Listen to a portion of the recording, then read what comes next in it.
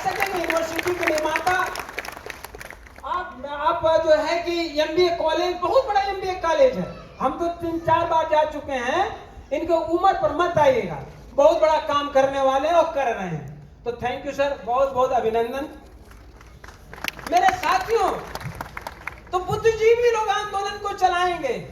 अब सवाल खड़ा हो गया कि बुद्धिजीवी कौन है? तो 3 प्रकार का गुण रखने वाला, मात्र 3, ज्यादा नहीं। वह दूरदर्शी हो, नेतृत्व क्षमता रखता हो और सलाह दे सकता हो। सलाह का मतलब ज्ञान दे सकता हो। बाबा साहब अम्बेडकर कहते हैं, किसी भी देश की अधिकांश जनता क्रियाशील व विचारशील जीवन व्यतीत नहीं करती, वह अपने बुद्धिजीवियों का अनुकरण और अनुगमन करती है। आगे बाबा साहब अम्बेडकर क्या कहते हैं, कितनी बड़ी जिम्मेदारी आप पर है। कहते हैं, किसी भी समाज का, किसी भी देश का संपूर्ण भविष्य उसके बुद्धिजीवियों पर निर्भर करता है। यदि बुद्धिजीवी व्यक्ति ईमानदार हो, निष्ठावान हो, कर्तव्यनिष्ठ हो, तो यह उम्मीद की जा सकती है कि वह संकट काल में खड़ा होगा और अपने समाज का मार्गदर्शन करेगा। यह है बुद्धिजीवी की परिभाषा। अब मेरे साथियों, ये जो बुद्धिजीवी के लिए परिभाषा आपने समझ गया, तो जरा सोचना। कहते हैं कि दूरदर्शी हो, नेतृत्व क्षमता रखता हो और सलाह दे सकता है।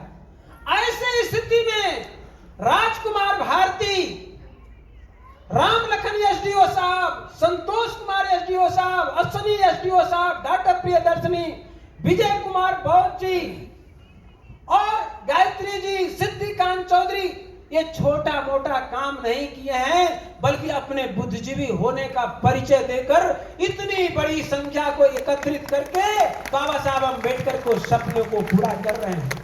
मैं जिन साथियों का नाम नहीं ले पा रहा हूं अक्षय जी का, तो आप लोग कोई बुरा नहीं मानेगा, क्योंकि सभाओं में ऐसा हुआ है, ऐसा होता है।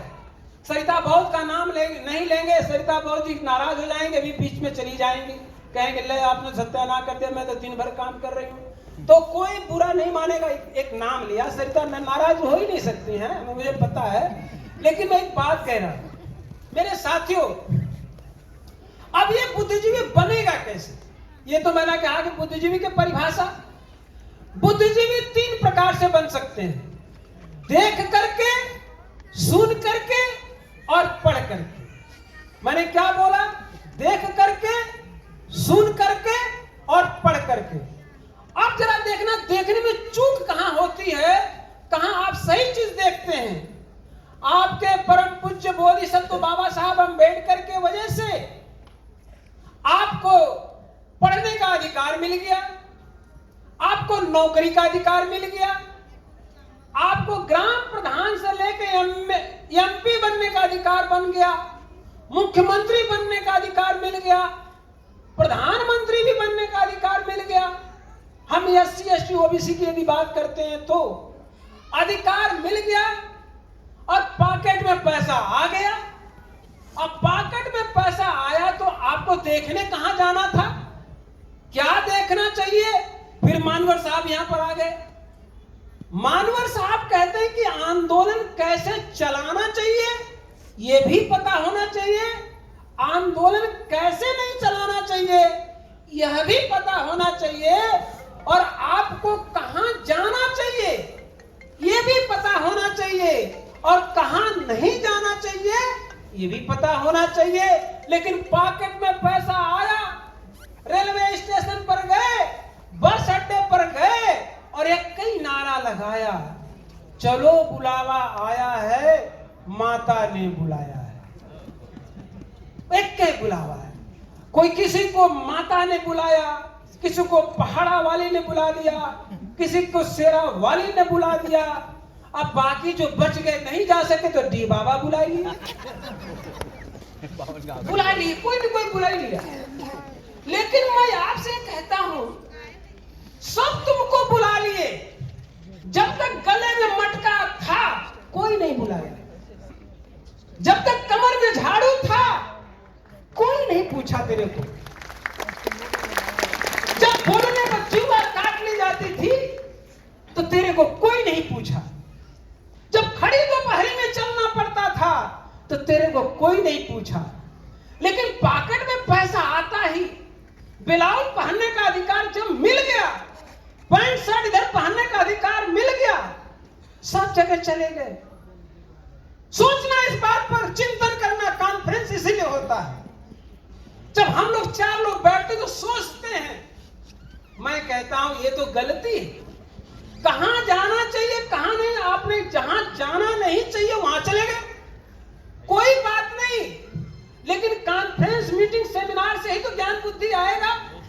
मैं कहता हूं जाओ, इस देश में ही नहीं पूरे विश्व का भ्रमण करो, लेकिन जाओ कहां, ये बताने की जिम्मेदारी आप सबकी है, हमारी भी है। तो मैं कहता हूं जाओ घूमने, पैसा आया है तो घूमो जरूर, क्योंकि नॉलेज तो उसी से मिलेगा। बुद्धिजीवी तभी बनोगे जब देखोगे। तो मैं कहता हूं चलो चलो, बुलावा आया है। कहां का बुलावा आया है? तो आज इसी महीने में 14 अप्रैल 1891 ईस्वी मऊ छावनी मध्य प्रदेश में आपके परम पूज्य बोधिसत्व बाबा साहब भीमराव अंबेडकर का जन्म हुआ।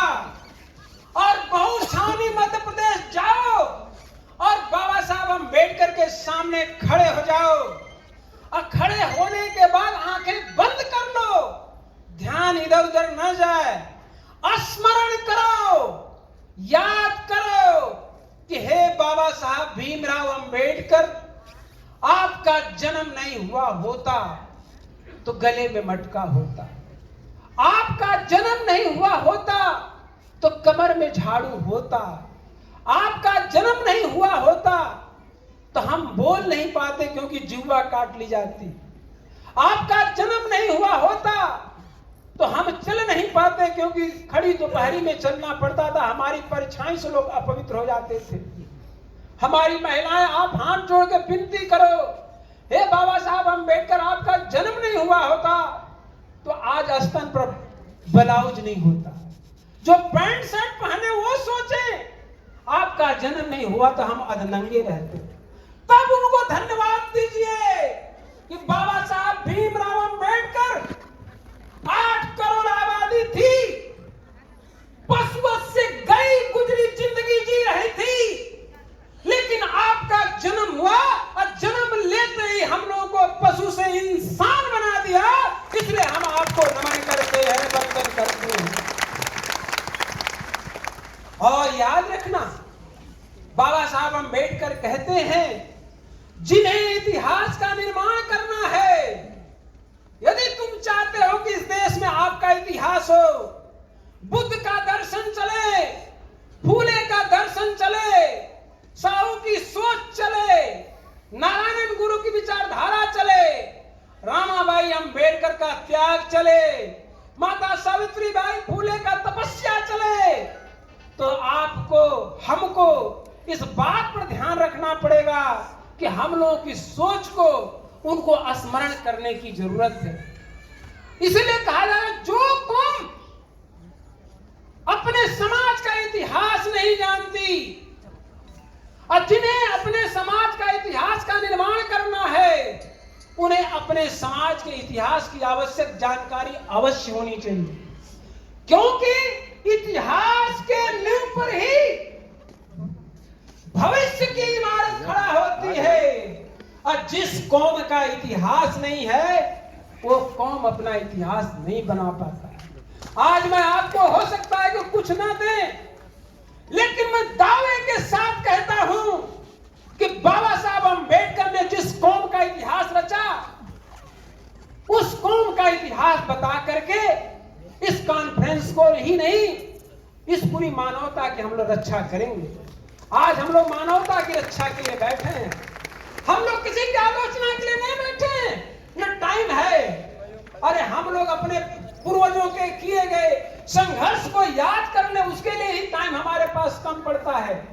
अभी हमारे बीच में बहल साहब जब बोलेंगे तो आप लोगों को लगेगा, महसूस करोगे, आज हम इंडिया में हैं तो महसूस करते हैं कि आरक्षण रहना चाहिए।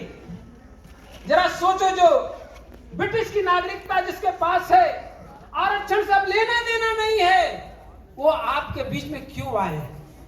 उनको क्या दर्द है? मानवता का दर्द है। और बुद्ध का नारा यही है ना, बौद्ध धर्म की क्या पहचान? मानो मानो एक समान। ये कौन दर्शन देता है? मानो मानो एक समान। यदि वास्तव में कोई दर्शन है तो बुद्ध का दर्शन है। अब मैं एक जगह और घुमा ले जाता हूं, अभी दिखाने जा रहा हूं।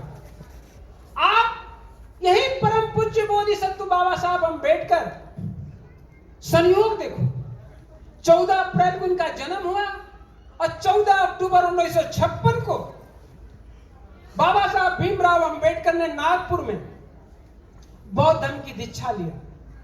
कुछ लोग ये कहते हैं कि बाबा साहब अंबेडकर 14 अक्टूबर 1956 में धम्म विजयादशमी के दिन लिए तो जानबूझ करके नागपुर में जो आरएसएस का हेडक्वार्टर है वो जानबूझकर उसी दिन लिए जिस दिन उनका स्थापना वगैरह कुछ है, दुर्गा पूजा जिस दिन मनाया जाता, उत्तर गलत है। बाबा साहब अंबेडकर कहते हैं कि सम्राट अशोक जिस दिन बौद्ध धर्म में दीक्षित हुए, हमने उस तिथि को चुना। उस तिथि को चुनने के बाद 14 अक्टूबर 1956 को भंते चंदमणि जब बाबा साहब अंबेडकर को बौद्ध धर्म की दीक्षा दिए तो 15 अक्टूबर 1956 को बाबा साहब अंबेडकर क्या कहे? देखिए, सबसे बड़ी जिम्मेदारी ये है आपकी कि ये जाने कि बाबा साहब चाहते क्या थे आपसे, वो क्या आपको समझाना चाहते थे। 14 अक्टूबर 1956 को बाबा साहब अंबेडकर ने कहा कि हम दलित नहीं हैं, हम अछूत नहीं हैं, हम अस्पृश्य नहीं हैं, हम हरिजन नहीं हैं, हम अवर्ण नहीं हैं, हम नॉन कन्फर्मिस्ट हिंदू नहीं हैं। अरे हम लोग इस देश के मूल निवासी बाबा साहब भीमराव अंबेडकर ने कहा बौद्ध हैं। अब कुछ लोग ये कहते हैं कि हम लोग बौद्ध कैसे? तो संपूर्ण वाङ्मय 14 खंड पढ़ लेना। ये जो मैं किताबों का नाम ले रहा हूं आप पढ़ना जान जाएंगे। कॉन्फ्रेंस से पढ़ने की परंपरा बढ़ती है। 14वां खंड में बाबा साहब अंबेडकर ने लिखा कि बौद्धों का अपमान छुआछूत का मूल आधार है। अगर कोई आपको अछूत कहता है तो इसका मतलब कि बौद्ध हैं, इसलिए अपमानजनक शब्द अछूत बोलता है। तो जब 7वां खंड पढ़ेंगे तो आपको बड़ा अजीब सा लगेगा। जब 7वां खंड पढ़ेंगे तो बाबा साहब अंबेडकर कहते हैं कि जिन्हें अछूत कहा गया, जिन्हें अस्पृश्य कहा गया, जिन्हें दलित कहा गया, कभी इनसे तो पूछा ही नहीं कि तुम अछूते हो क्या। अच्छा जरा सोचिए, आप अगर किसी का नाम घुरहू हो, बात समझिएगा, किसी का नाम घुरहू हो, किसी का नाम कतवारू हो, किसी का नाम फेकू हो, काल्पनिक नाम है। अगर नाम है तो कभी घुरहू से पूछा गया कि तुम घुरहू हो कि सुरेंद्र कुमार हो? कहे हमें क्या मालूम, हमारे माता पिता ने तो घुरहू रख दिया, तब से मैं घुरो हूं। अब कोई कहता है कि जी राम है तो कहे उनका पूरा नाम कहे कि गुदरी राम। तो पता चला कि गुदरी राम से तो पूछा ही नहीं गया कि तुम्हारा गुदरी नाम यही है कि और कुछ नाम है। इनका मतलब माता पिता ने रख दिया।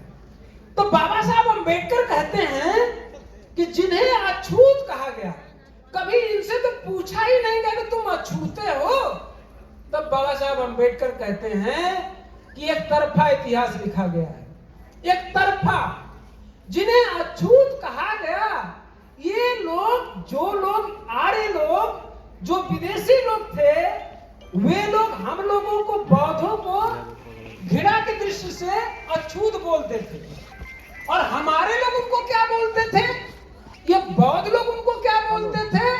तो हमारे बौद्ध लोग उनको भी अछूते बोलते थे, हमारे लोग भी अछूत बोलते थे। लेकिन जब उनकी शासन सत्ता आ गई तो 1 साल नहीं, 2 साल नहीं, 3 साल नहीं, 2000 साल, 2500 साल जब बीत गया तो हमारे लोगों ने मान ही लिया कि हम अछूत ही हैं, जबकि हम लोग अछूत नहीं हैं। तो हम लोग जब अछूत नहीं हैं, तब बाबा साहब अम्बेडकर ने आपका सही नया इतिहास लिखा कि भारत में बौद्धों का अपमान ही छुआछूत का मूल आधार है, इसलिए हम लोग बौद्ध हैं। अब मेरे भाइयों, एक बात और आपसे कहेंगे, एक बात ये कहेंगे